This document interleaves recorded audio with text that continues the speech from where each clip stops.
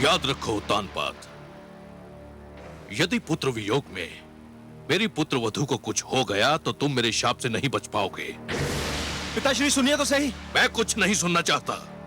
पिताश्री, पिताश्री मुझे इतना कड़ा डंडा दीजिए पिताश्री।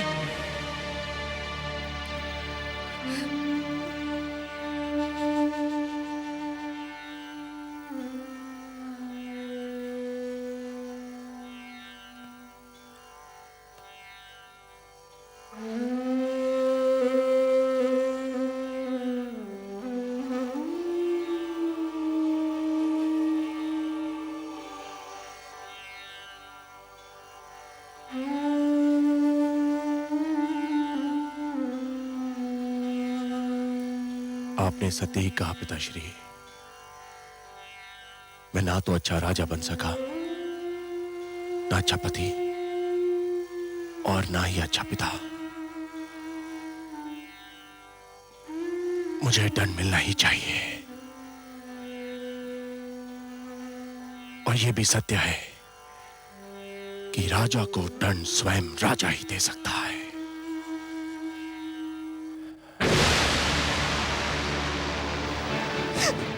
नहीं स्वामी, ये आप क्या कर रहे हैं? छोड़ दो, मुझे मर जाने दो। मेरे अपराध का यही दंड है, यही मेरा प्रायश्चित है। नहीं, पाप अपराध का प्रायश्चित नहीं होता। आत्महत्या पाप है और मैं आपको एक कदापि नहीं करने दूंगी।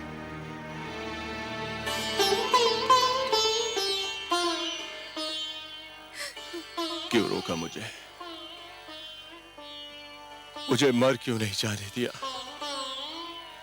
क्यों रोका मुझे?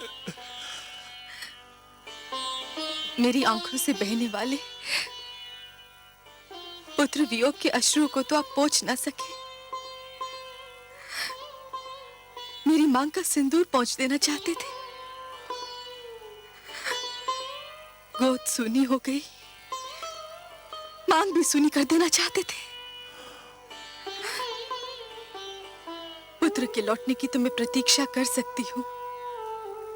आपको कुछ हो जाए तो मैं क्या करूंगी? तो फिर मैं क्या करूं? मुझ में तो इतनी शक्ति भी नहीं है कि तुमसे क्षमा याचना कर सकूं। ऐसा ना कहिए महाराज। जब ऐसा ही है तो ऐसा क्यों ना कहूं? दोष तो मेरा ही था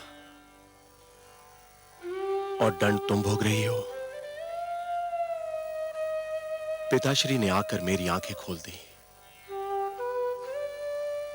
पर दुख तो इस बात का है कि आंखें तब खुली जब समय बीत चुका था। वर्षा तब हुई जब खेती सूख चुकी थी। अब भी समय है महाराज। पुत्र ध्रुव अभी दूर तक नहीं गया होगा। तो फिर ठीक है, मैं स्वयं जाऊंगा अपने पुत्र की खोज में। मैं स्वयं खोजूंगा अपने पुत्र ध्रुव को।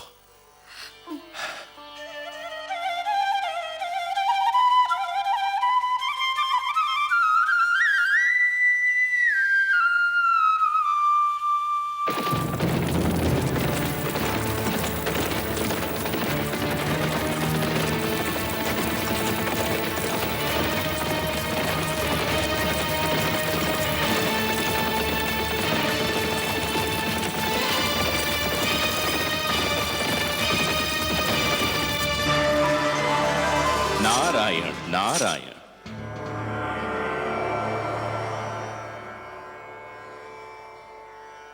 आज बहुत प्रसन्न दिखाई दे रहे हैं देवर्षि। प्रसन्न क्यों ना हूं सर्वेश्वर। धरती पर जब कोई अनुपम घटना घटती है तो मन इस प्रकार से खिल उठता है मानो बसंत बयार बहने से मधुबन। और आज तो मैंने वो दृश्य देखा जिसे देखकर मैं आनंद विभोर हो उठा। मुझे ज्ञात नहीं था कि कभी कभी किसी के कड़वे वचन भी कानों में अमृत रस घोल दिया करते हैं। तो अपनी प्रसन्नता हमसे नहीं बांटेंगे देवर्षि? आपसे क्या छिपा सकता हूं? आप तो विश्वव्यापी हैं। परंतु विश्वास कीजिए, आज महाराज मनु ने अपने पुत्र को ऐसी खरी खरी सुनाई कि मेरा मन तो झूम उठा। उत्तानपाद पर सुरुचि की मोह माया का जो रंग चढ़ा हुआ था, वो तो ऐसे उतर गया जैसे बरखा की बौछार पड़ने से वृक्ष पे जमी धूल उतर जाती है। मनु ने वही किया जो एक परिवार के सर्वे सर्वा को करना चाहिए था। नई पीढ़ियां जब अकारण ही आवेश में आकर अपने पूर्वजों के बनाए हुए अच्छे नियम तोड़ने लगे, सुंदर परंपराओं का त्याग करने लगे और अपने संस्कारों से विमुख होने लगे, तो बड़ों का कर्तव्य है कि उन्हें भटकने पर टोकें, पतन से रोकें। जिस प्रकार एक अंकुश मदमस्त हाथी को अनियंत्रित होने से रोकता है, उसी प्रकार बड़ों का उपदेश छोटों को भटकने से रोकता है। परंतु मुझे आश्चर्य तो इस बात पर हुआ कि उत्तानपाद चुपचाप सिर झुकाए अपने पिता की फटकार सुनता रहा। इसमें आश्चर्य की कोई बात नहीं है देवर्षि। जिस प्रकार देर तक सोने वाले को सूर्य की तीव्र किरणें जागने के लिए विवश करती हैं, उसी प्रकार मनु के कटु वचन ने उत्तानपाद को झंझोड़ना चाहा था। और पुत्र को भी पिता का इसी प्रकार आदर करना चाहिए, क्योंकि पिता ने पुत्र से अधिक जीवन जिया होता है। पिता के अनुभव पुत्र के अनुभवों की तुलना में कहीं अधिक विशाल, अधिक व्यापक और समय की कसौटी पर अधिक खरे उतरे हुए होते हैं। देवर्षि, नवीन पीढ़ियों को भी यह जान लेना चाहिए कि जीवन मार्ग पर उनके पहले के यात्रियों, उनके पूर्वजों के पदचिन्ह उन दीपकों के समान हैं जो उन्हें सही राह दिखाते हैं। मनु ने उत्तानपाद को उचित मार्ग दिखाया। उचित मार्ग? आपकी लीला भी विचित्र है मायापति। आपने ध्रुव को अपनी ही खोज में भेज दिया और उधर महाराज उत्तानपाद ध्रुव की खोज के लिए निकल रहे हैं। और इस बात को आपसे अच्छा और कौन जान सकता है कि ध्रुव का आप तक और उत्तानपाद का ध्रुव तक पहुंचना कितना कठिन है। कठिनाइयां ना हो तो मानव जाति में चुनौतियां स्वीकार करने की क्षमता ही समाप्त हो जाए। हर पग पर सरलता मिली तो मानव जीवन बहुत कठिन हो जाएगा देवर्षि। जूझने दीजिए उन दोनों को अपने संघर्षों से। उन्हें पता तो चले कि जीवन की कठिनाइयों से हर व्यक्ति को स्वयं ही उलझना पड़ता है और स्वयं ही उनके समाधान ढूंढने पड़ते हैं। वह तो ठीक है प्रभु, मुझे महाराज उत्तानपाद की चिंता नहीं है। वो तो ध्रुव की खोज में निकले हैं। ध्रुव किन मार्गों पर जा सकता है, किन क्षेत्रों में जा सकता है, इसका ज्ञान है उनको। उन्हें किसी मार्गदर्शक की आवश्यकता नहीं है। मुझे चिंता ध्रुव की है प्रभु। वो तो आपकी खोज में निकला है। उसे तो अपने नगर के मार्गों का ज्ञान नहीं है, तो फिर क्षीरसागर के मार्ग का क्या ज्ञान होगा प्रभु? प्रश्न यह उठता है कि ध्रुव का मार्गदर्शन कौन करेगा? आप करेंगे देवर्षि। ध्रुव का मार्गदर्शन आप करेंगे। मैं? हां, आप। वैसे भी सारे विश्व को विष्णु का पता तो आप ही बताते हैं। इन तीनों लोकों में आपसे बड़ा मार्गदर्शक और कौन हो सकता है मुनिवर? ध्रुव का मार्गदर्शन आप ही को करना होगा। आपका कथन मेरे लिए आदेश के समान है प्रभु। तो फिर अपना कार्य सिद्ध कीजिए। महादेवी लक्ष्मी भी व्याकुल हैं ध्रुव के लिए। उनकी अशांति दूर कीजिए। किंतु माता हैं कहां? माता है ना। ध्रुव का कष्ट उनसे सहन नहीं हो रहा था देवर्षि, इसलिए धरती पर गई हैं उसे भोजन कराने। परंतु समस्या यह है कि उसे तो भोजन की भूख ही नहीं है। उसे तो केवल हमारे दर्शन की प्यास है, और वह प्यास उसका मार्गदर्शन करके आप ही तृप्त कर सकते हैं मुनिवर। ठीक है प्रभु, यदि आप ये चाहते हैं कि आप भी मेरी परीक्षा लें, तो ऐसा ही सही। मैं चेष्टा करूंगा कि ध्रुव उस मार्ग पर चले जो उसके लिए शुभ हो, मंगलमय हो। नारायण नारायण।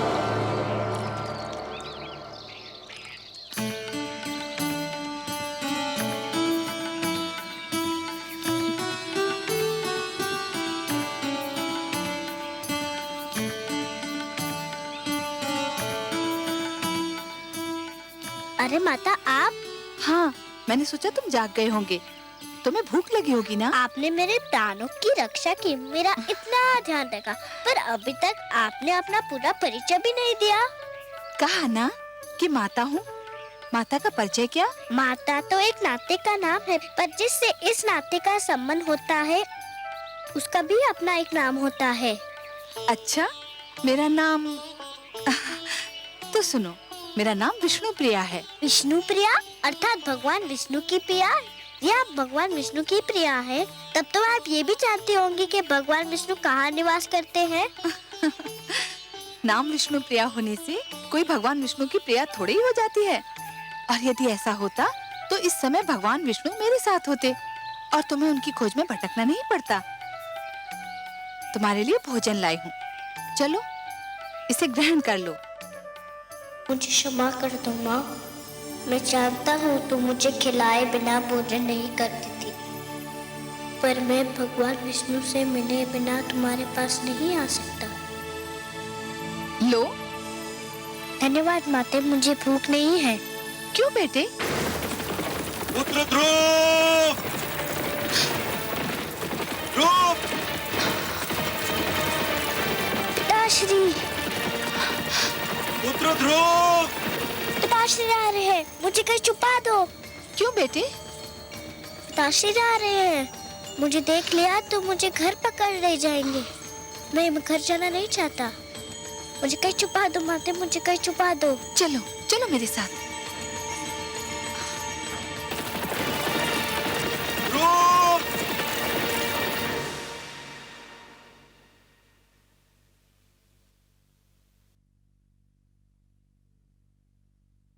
राजा ध्रुव कहाँ चले गए हैं माते? जहां भी गया हो, तुझे क्या करना है? मेरे लाल, जिस दिन तेरा जन्म हुआ था उसी दिन मैंने स्वप्न संजो लिया था कि राज मुकुट सिर्फ तेरे ही सर पर रखा जाएगा। उसी दिन मैंने मन में ठान ली थी कि राज सिंहासन पर सिर्फ तू ही बैठेगा, चाहे उसके लिए मुझे कुछ भी करना पड़े। भगवान की अपार कृपा है कि मुझे कुछ नहीं करना पड़ा। ध्रुव स्वयं ही चला गया। तेरी राह का एक ही कांटा था, वो भी दूर हो गया। परंतु पिताश्री तो उन्हें ढूंढने गए हैं। ढूंढने नहीं गए हैं पुत्र, ढूंढने का स्वांग रचा रहे हैं। नहीं तो संसार कहेगा कि पिता को पुत्र की चिंता ही नहीं। वास्तव में वो प्यार तो तुझसे करते हैं, और वो भी इसलिए कि तू मेरा पुत्र है। अब शीघ्र ही भोजन समाप्त कर ले, हमें बहुत से कार्य करने हैं।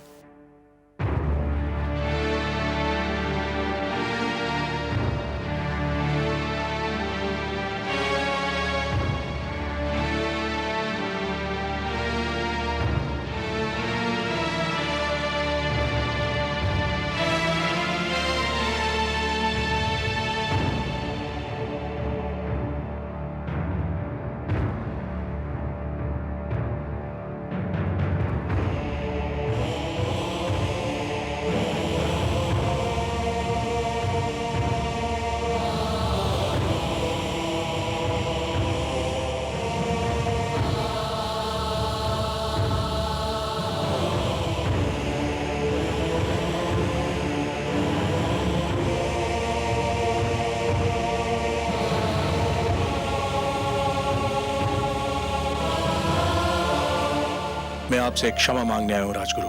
क्षमा? मुझसे क्षमा? किस बात की क्षमा?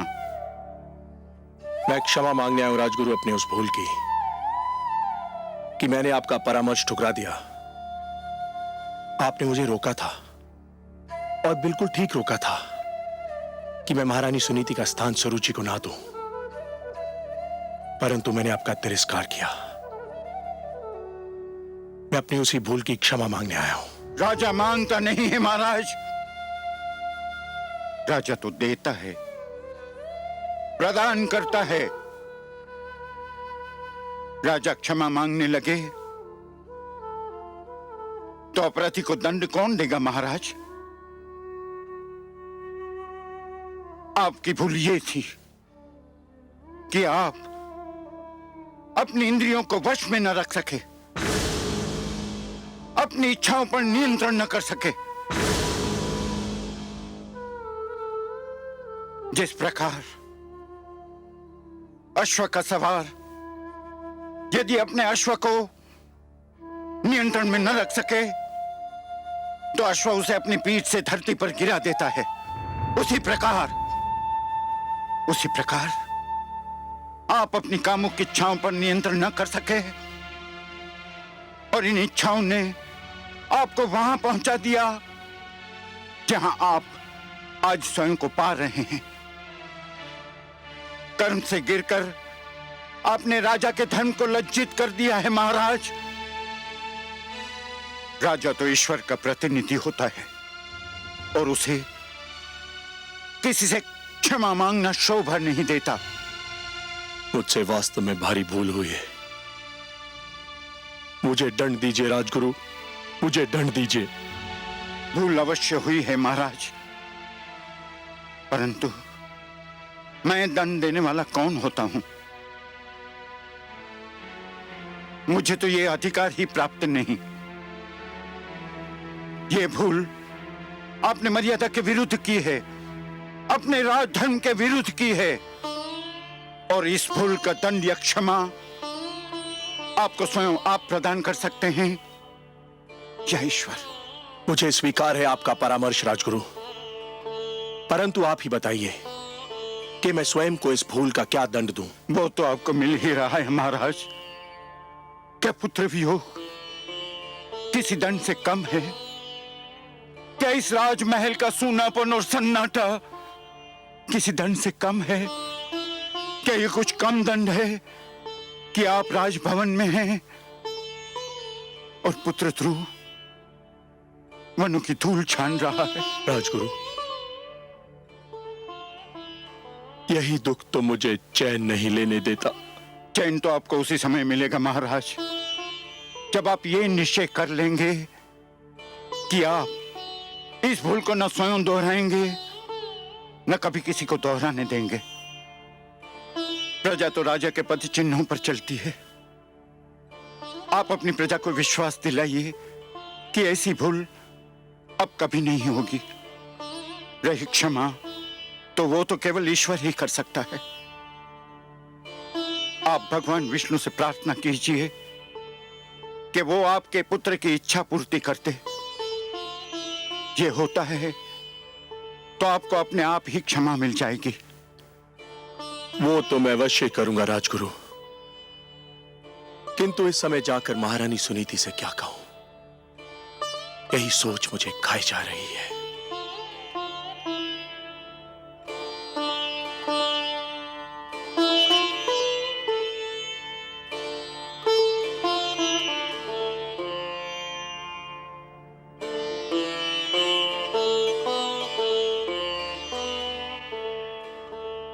कुछ तो खा लीजिए महारानी जी। इसे ले जाओ दासी, मुझे भूख नहीं है। कब तक आप भूखी रहेंगी महारानी जी? कुछ तो खा लीजिए ना। कैसे खाऊं? न जाने मेरे ध्रुव ने कुछ खाया होगा कि नहीं।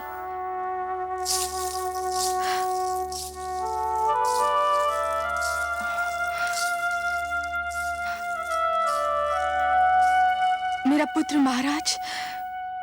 नहीं, कहीं नहीं मिला। मैंने सारा क्षेत्र छान मारा, उसका कहीं पता नहीं चला।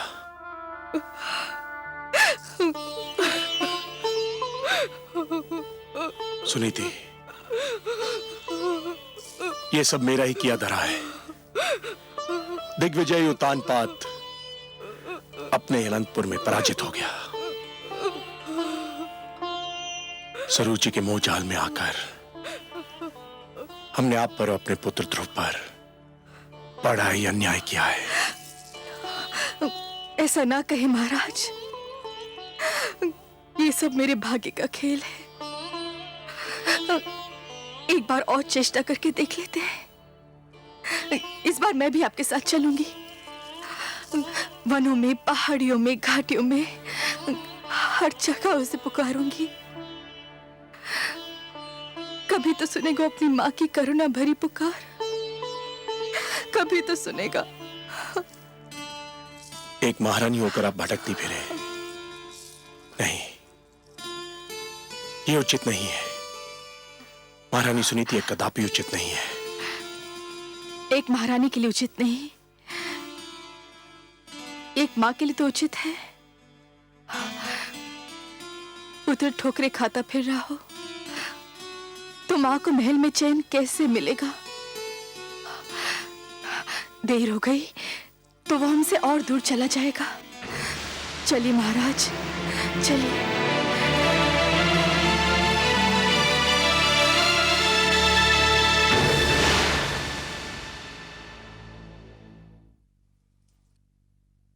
महारानी महारानी, सब बना बनाया खेल बिगड़ गया। शुभ शुभ बोल बावली, कौन सा खेल बिगड़ गया? महारानी सुनीति ने महाराज का मन एक बार फिर जीत लिया है। क्या? ये तू क्या कह रही है? स्पष्ट बता, क्या हुआ? मैं वहीं से चली आ रही हूँ। पुत्र शोक ने महाराज को व्याकुल कर दिया है। वो मेरे सामने महारानी सुनीति के समक्ष अपना पश्चाताप प्रकट कर रहे थे। क्या? हाँ महारानी, और अब दोनों मिलकर राजकुमार ध्रुव की खोज में जा रहे हैं। कुछ कीजिए, वरना आपके सारे सपने चकनाचूर हो जाएंगे। नहीं, यह असंभव है। ऐसा नहीं हो सकता। मैं देखती हूँ कि महाराज कैसे जाते हैं।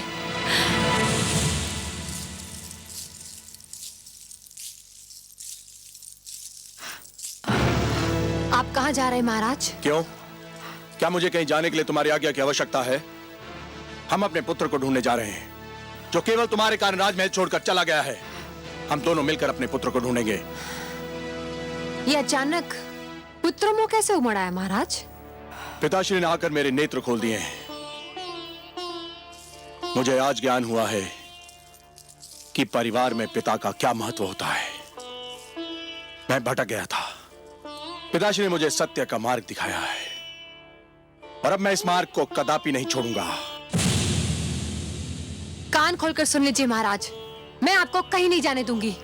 तू मुझे जाने नहीं देगी? तू रोकेगी मुझे? हाँ, मैं रोकूंगी आपको, क्योंकि मैं आपकी पत्नी हूँ। तू पत्नी नहीं, पत्नी के रूप में हमारे परिवार के सुख चैन, हमारी एकता और हमारे प्रेम की शत्रु है। महाराज, तू उस चमकती रेत के समान है जो प्यासे यात्री को दूर से जल तो दिखाई देता है, परंतु पास आने के बाद पता चलता है कि वो जल नहीं, केवल रेत है। पिताश्री ने आकर मुझे इस मोह जाल से मुक्त कर दिया है। तेरे मोह में फंसकर मैं अपनी देवी समान धर्म पत्नी को भूल चुका था, अपने आप को भूल चुका था। तो ये कहिए ना कि सुनीति ने अंत में आप पर अपना रंग जमा ही लिया। मैं सब समझती हूँ, इसी ने आपको मेरे विरुद्ध भड़काया है। ये बेचारी शोक की मारी किसी को क्या भड़काएगी?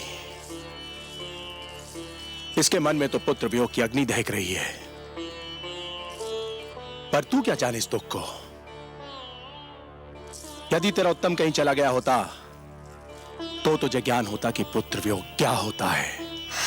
ये आप क्या कह रहे हैं महाराज? भगवान के लिए इतने अशुभ बोल अपने मुंह से ना बोलिए। भगवान ना करे कि वो कहीं चला जाए। वो केवल आपका ही नहीं, मेरा भी पुत्र है।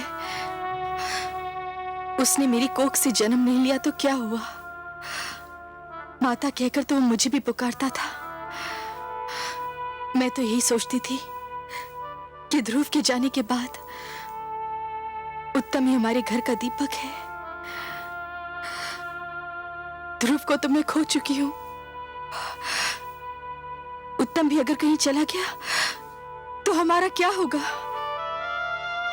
देख लिया तुमने, ये है माता, ऐसी होती है ममता।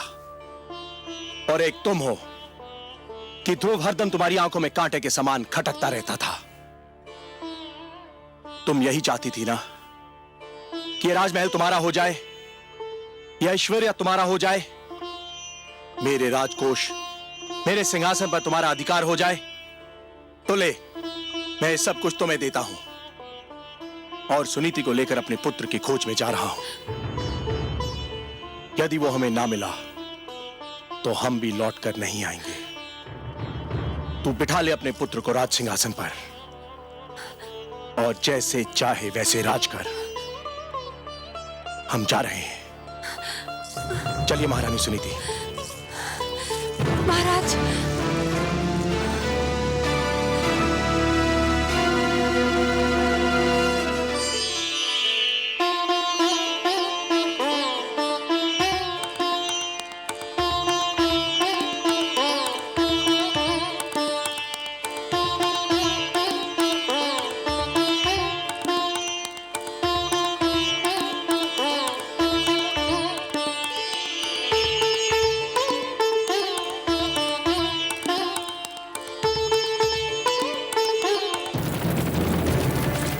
ध्रुव!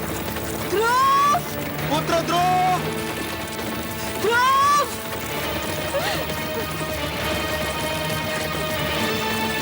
पुत्र ध्रुव! ध्रुव! ध्रुव! ध्रुव! पुत्र ध्रुव!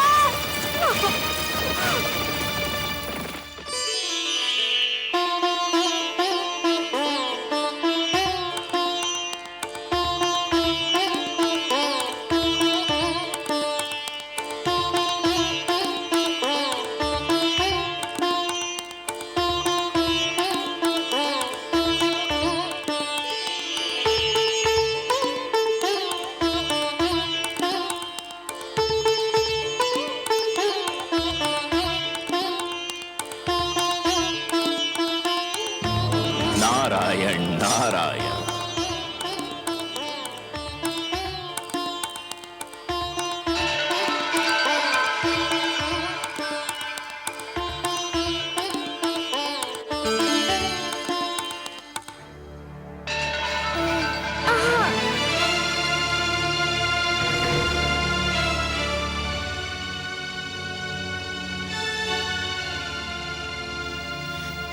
बालक, आप कौन है महात्मन? तुम प्यासे हो और मैं तुम्हारे लिए जल लाया हूं। क्या इतना जान लेना पर्याप्त नहीं है? मैं जल पीना नहीं चाहता। मैं भगवान विष्णु से मिलने जा रहा हूँ। बहुत लंबी यात्रा करनी है मुझे। जल नहीं पियोगे तो लंबी यात्रा कैसे करोगे? धर्म की साधना के लिए शरीर की रक्षा करना बहुत आवश्यक होता है बालक। लो, थोड़ा सा जल पी लो।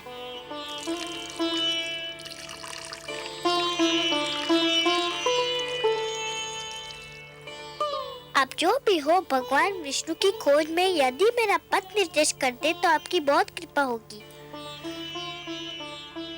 तुम जितने कोमल हो पुत्र, तुम्हारा संकल्प उतना ही कठोर है। इस कड़ी धूप में कुम्हला जाओगे। मेरी बात मानो पुत्र, घर लौट जाओ।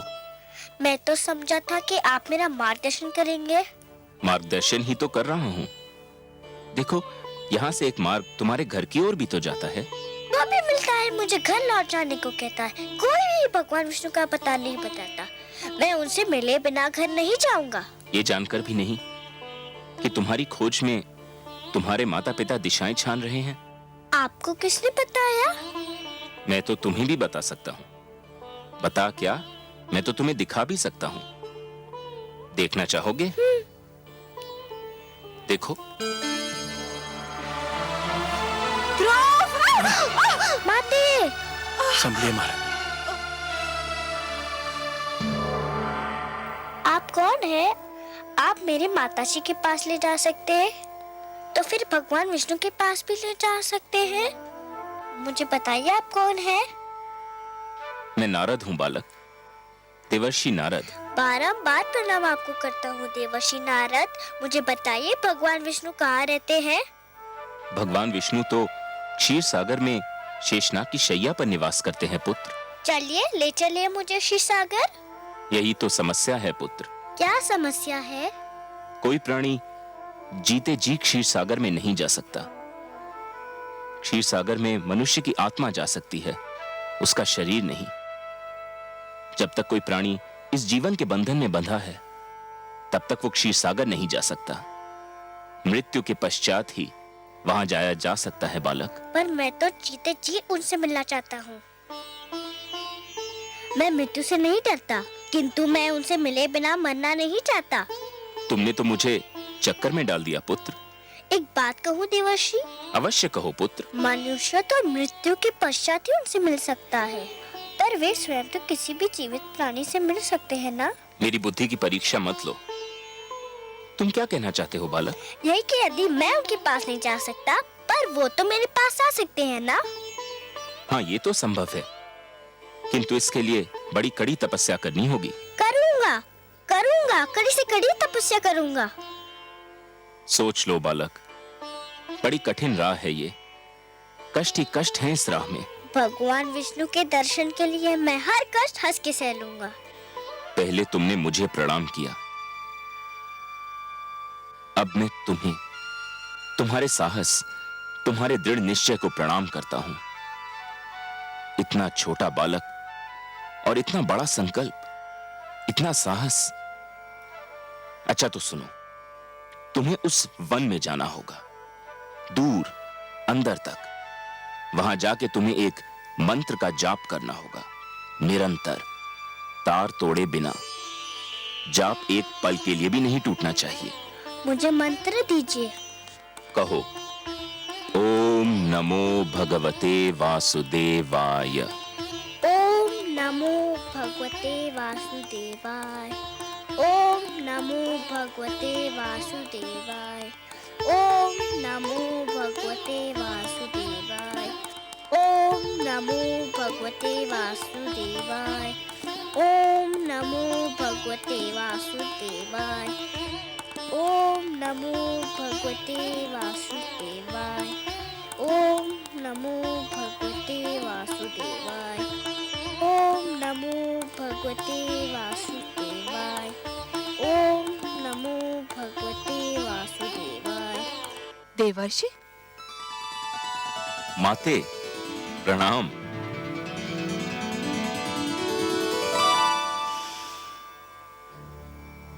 माते, क्या मुझसे कोई भूल हो गई है?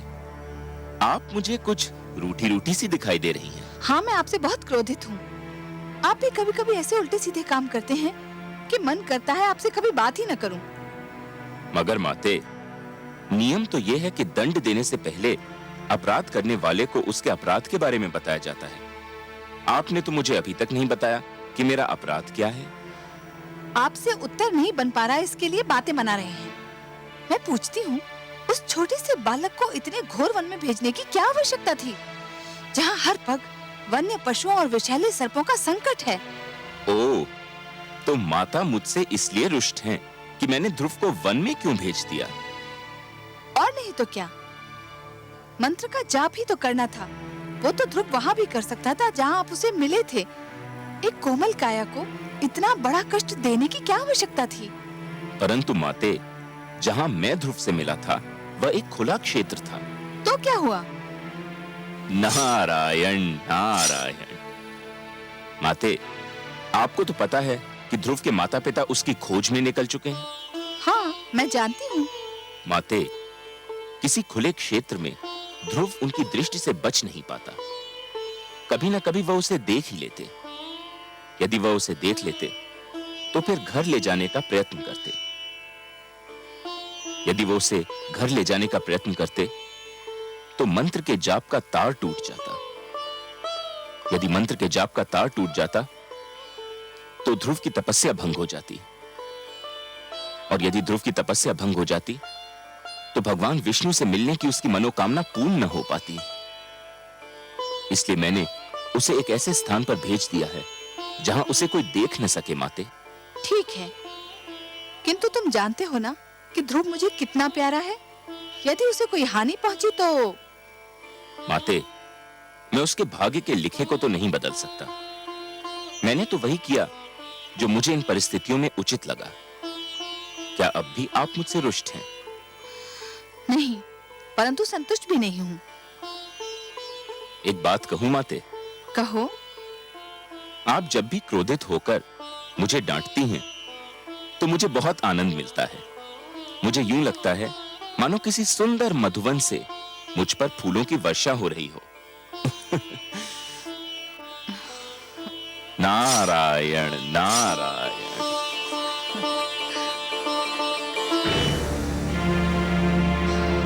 ओम नमो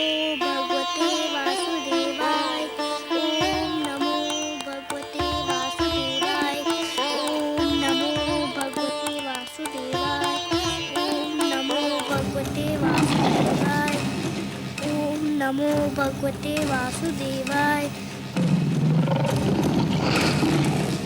ओम नमो भगवते वासुदेवाय।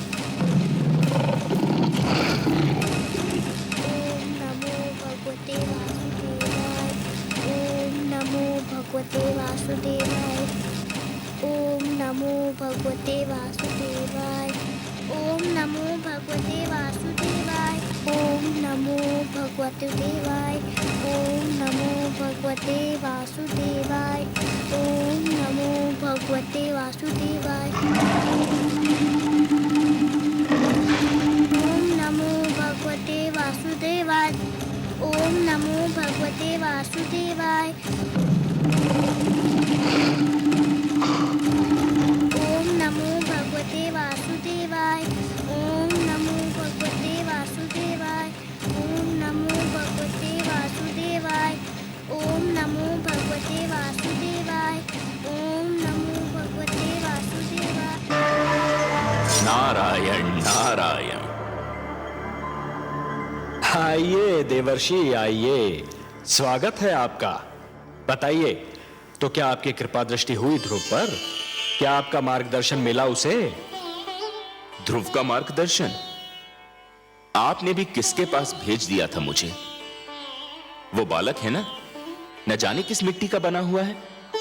देखने में तो छोटा सा है, परंतु संकल्प इतना दृढ़ कि बड़े बड़ों की बुद्धि चकरा जाए। इतनी छोटी सी आयु में इतनी महान अभिलाषा, और अब इस बात पर अड़ा हुआ है कि भगवान को स्वयं ही उसके पास आना पड़ेगा, और इसके लिए कुछ भी सहने को तैयार है। प्रभु, उसका मार्गदर्शन करते करते तो मैं अपना मार्ग भूलते भूलते बचा। उसे मेरे मार्गदर्शन की आवश्यकता नहीं लगती प्रभु। आप ठीक कह रहे हैं देवर्षि, आप ठीक कह रहे हैं।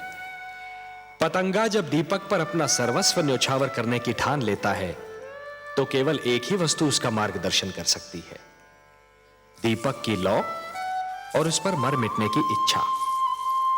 फिर यही उद्देश्य उसका पूर्ण जीवन बन जाता है। ध्रुव के मन में जिस संकल्प ने जन्म लिया है देवर्षि, उस संकल्प की पूर्ति के लिए उसका मार्गदर्शन भी वही संकल्प करेगा। उस संकल्प के अतिरिक्त और कोई उसका मार्गदर्शन कर ही नहीं सकता। एक बात पूछने को मन कर रहा है जनार्दन। तो संकोच क्यों कर रहे हैं देवर्षि? पूछिए ना। हे विश्वेश्वर, जब ध्रुव के संकल्प से ही उसका मार्गदर्शन होना था, तो फिर उसके मार्गदर्शन के लिए आपने मुझे क्यों भेजा? यदि चंद्रमा उदित ही न हो देवर्षि, तो अंधियारी रात्रि के यात्री को कौन बताए कि उसकी यात्रा किस दिशा में होनी है? आपने चंद्रमा बनकर ध्रुव की आकांक्षा को दिशा दे दी देवर्षि। यह कोई साधारण और सरल कार्य नहीं था। मैं जानता था कि यह कार्य केवल आप ही कर सकते हैं देवर्षि, केवल आप, क्योंकि आप सृष्टि के सबसे श्रेष्ठ मार्गदर्शक हैं। जो आपने किया वो केवल उचित ही नहीं था, बल्कि सराहनीय भी था। आपकी सराहना के लिए बहुत बहुत धन्यवाद नारायण। किंतु माता लक्ष्मी कभी मुझे सराहें, लगता है ये मेरे भाग्य में नहीं लिखा है। मैं जानता हूं देवर्षि, आपने जो किया उससे माता लक्ष्मी यदि रुष्ट नहीं तो संतुष्ट भी नहीं है। यही कहना चाहते हैं ना आप? आपसे क्या छिपा है अंतर्यामी। हां, माता मुझसे अप्रसन्न है। वो विवश है देवर्षि, अपनी ममता के कारण विवश है वो। उनसे तो किसी की पीड़ा नहीं देखी जाती, और फिर यह पीड़ा तो उसकी है जिसे उन्होंने स्वयं अपना पुत्र मान लिया है। इसलिए आप पर थोड़ा सा क्रोधित हो गई थी। और फिर क्रोध का प्रदर्शन भी तो अपनों से ही किया जाता है ना देवर्षि। आपको अपना समझती हैं, आप पर कृपालु हैं, इसलिए कभी कभी आप पर अपने क्रोध के पुष्प भी बरसाती रहती हैं। आपको भी तो आनंद मिलता है इससे। आपने मेरे मन की बात कह दी प्रभु। सच पूछिए तो माता के मुख से यदि कटुवचन भी निकले तो उनसे मधु की बूंदें टपकती दीख पड़ती हैं। किंतु माता अभी देवलोक लौटी नहीं क्या? ममता चिंता का दूसरा नाम है। आपने तो ध्रुव को भेज दिया वन में, अब माता का मन तड़प उठा कि कहीं वन के पशु उसे कोई हानि न पहुंचा दे। इस समय वो ध्रुव की रक्षा का प्रबंध करने शिव भार्या पार्वती से मिलने कैलाश पर्वत गई है।